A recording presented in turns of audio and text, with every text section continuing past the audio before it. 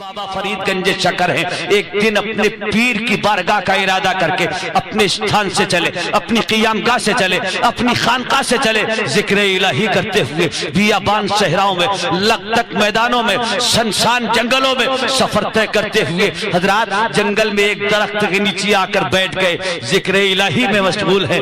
کچھ دیر سوچا آرام بھی ہو جائے گا، بیٹھ کر ذکر الہی بھی ہو جائے گا۔ فرید ایک درخت کے نیچے بیٹھے ہوئے ذکر الہی کر رہے تھے، ایک پرندہ اڑتا ہوا آیا اور اسی شاخ پر آ کر بیٹھا اور وہ بھی چہچہانے لگا۔ فرید نے ایک بار نظر اٹھا کر دیکھا، پرندہ چہچہا رہا ہے، دوبارہ پھر دیکھا، تیسری مرتبہ فرید نے پھر دیکھا اور تیسری مرتبہ دیکھ کر فرید فرماتے ہیں اے مر کیوں نہیں جاتا؟ میں ذکر الہی کر رہا ہوں اور تو میرے ذکر میں خلل ڈال رہا ہے، مر کیوں نہیں جاتا؟ اتنا فرمایا فرید نے، وہ پرندہ وہیں شاخ سے تڑپا، زمین پر آ کر تڑپ کر ٹھنڈا ہو گیا، مر گیا۔ ایک جملے پر مر کیوں نہیں جاتا؟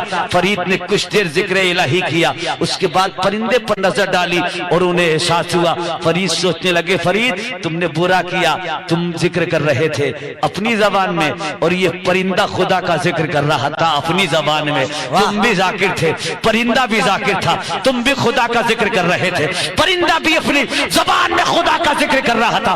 فرید تم نے برا کیا، ایک ذاکر نے دوسرے ذاکر کو شاخ سے گرا کر ٹھنڈا کر دیا۔ حضرت فرید کو جب احساس ہوا، فرید کو جب خیال آیا تو فرید کے ہاتھ میں جو تسبیح تھی وہی تسبیح اپنے اس پرندے کے اوپر گھمائی اور کہا اے پرندے میں نے اچھا نہیں کیا، مجھ سے غلطی ہو گئی، اللہ کے حکم سے جیسا تھا ویسا ہی ہو جا، قسم خدا کی۔ ادھر وہ تسبیح کے دانے پرندے کے بازوؤں پر پہنچے، ادھر پرندہ پھڑ پھڑایا، زمین سے اڑا اور اسی شاخ پر جا کر بیٹھا۔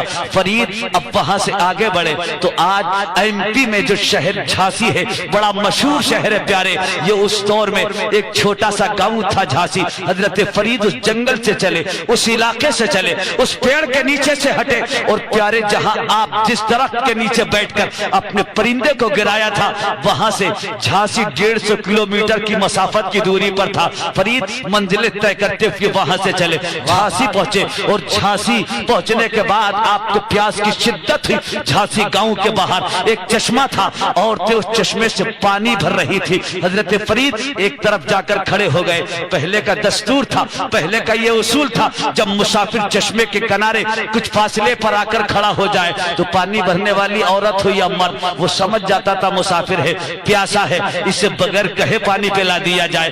وہ عورت ہو یا بھرنے والا مرد ہو بغیر کہے مسافر کو پانی پیش کرتا تھا۔ فرید بھی جا کر کھڑے ہو گئے، کوئی خاتون مجھے پانی پلا دے گی میں شکم سیر ہو جاؤں گا۔ فرید کہتے ہیں میں کھڑا ہوں اور میاں وہ عورتیں آ رہی ہیں، پانی بھر رہی ہیں، جا رہی ہیں، کسی نے میری طرف کوئی توجہ نہ دی، میرا کوئی خیال نہیں کیا، کسی نے مجھے پانی پیش نہیں کیا۔ فرید کہتے ہیں ساری عورتیں پانی بھر کر چلی گئی، ایک عورت بچی تھی، اس عورت نے ڈول لیا، رسی لی اور میاں اس ڈول کو اس چشمے میں ڈالا، وہ کھینچنا چاہتی تھی، مجھے خیال پیدا ہوا، ساری آئیں پانی بھر کر چلی گئی، مجھے کسی نے پانی نہیں دیا، اگر اسی طرح خاموش رہے تو یہ بھی پانی لے کر چلی جائے گی، روز ساتھ میں ڈول اور رسی بھی لے جائے گی، پھر تو تمہارے پاس پانی نکالنے کا کوئی سادھن بھی نہیں رہے گا۔ اے فرید اب خاموش نہ ہو، زبان کھولو اور اپنی پیاس کا اظہار اس عورت کے سامنے کر کے اس سے پانی مانگ لو۔ فرید کے دل میں یہ خیال پیدا ہوا ہی تھا، جیسے ہی خیال پیدا ہوا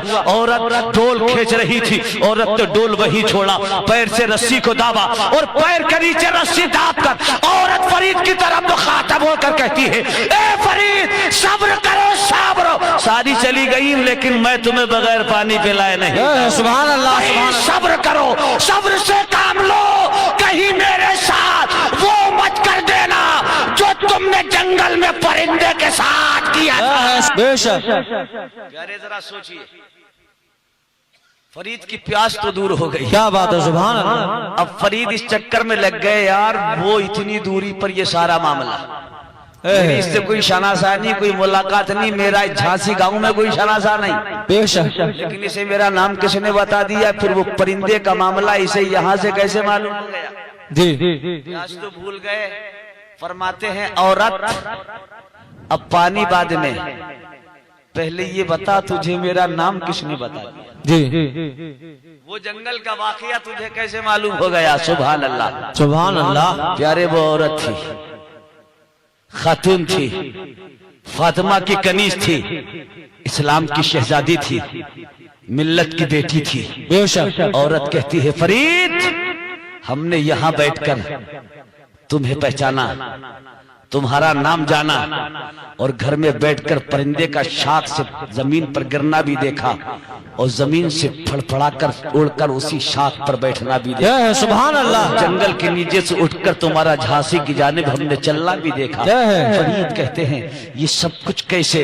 कहा मैंने कश्फ से, अपनी रूहानी ताकत से, अल्लाह के अता करदा पावर से मैंने अपनी विलायत से तुम्हें पहचान लिया, तुम्हारा नाम जान लिया। जय है सुभान अल्लाह। बैठकर मैंने अपनी विलायत के जरिए से तो उस परिंदे का गिरना भी देखा, उड़ना भी देखा। सुभान अल्लाह, सुभान अल्लाह। फरीद फरमाते हैं औरत, तुझे ये कश्फ की दौलत कैसे मिली? ये रूहानी ताकत तुझे कैसे मिली? ये विलायत तुझे कैसे मिली? तो औरत कहती है फरीद, ये विलायत, ये कश्फ की दौलत, ये रूहानी ताकत मुझे मेरे शौहर की दुआ से मिली है। सुभान अल्लाह, सुभान अल्लाह। शौहर की रजा से मिली है, शौहर की खिदमत से मिली है, शौहर की दुआ से अल्लाह ने मुझे वक्त का वलिया बना दिया। अल्लाह ने वो पावर अता फरमा दिया कि मैं अपने मकान में बैठकर 150 किलोमीटर की दूरी पर शाख से परिंदे का गिरना भी देख लेती हूँ, जमीन से उड़कर शाख पर बैठा। जय है सुभान अल्लाह।